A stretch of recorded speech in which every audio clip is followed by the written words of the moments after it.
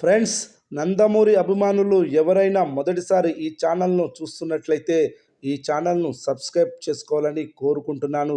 ఎందుకంటే నందమూరి హీరోల సినిమాల గురించి ఏ చిన్న అప్డేట్ వచ్చినా ఈ ఛానల్లో అప్డేట్ చేస్తాను.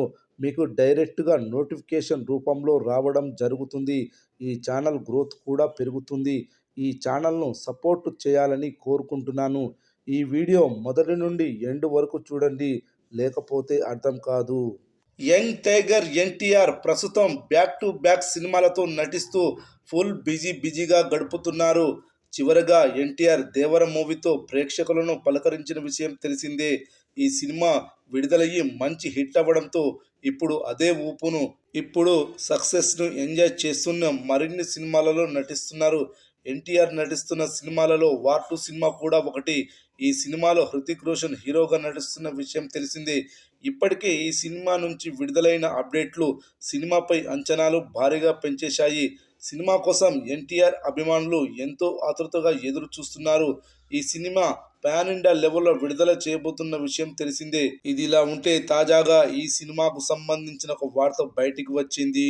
మామూలుగా ఎంత పెద్ద భారీ సినిమాలు అయినా హిందీ సినిమాలు తెలుగులో డైరెక్ట్ గానే పంపిణీ చేసుకుంటారు లేదా పంపిణీకి ఇస్తారు. కానీ మన హీరోలు నటిస్తుండడంతో భారీ రేట్లకు విక్రయించుకునే అవకాశం వారికి వస్తోంది.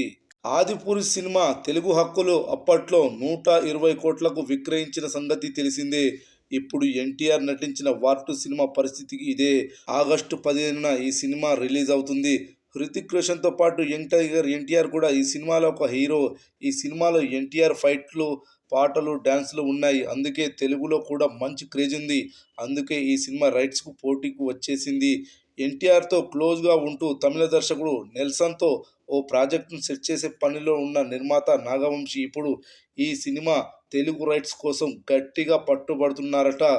ఏకంగా 130 కోట్ల రూపాయల బడ్జెట్ను కేటాయించనున్నారని తెలుస్తోంది. నాగవంశితో పాటు యాక్షన్ అధినేత సునీల్ నారంగ్ కూడా గట్టి ప్రయత్నాలు చేస్తున్నట్లు తెలుస్తుంది.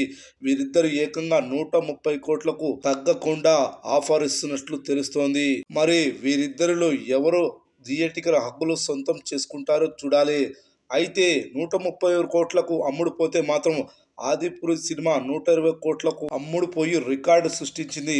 ఈ రికార్డును వార్ 2 మూవీ బద్దలు కొట్టినట్లవుతుంది. చూడాలి మరి వార్ 2 మూవీ థియేటర్లలో ఎలాంటి సందడి చేయనుందో.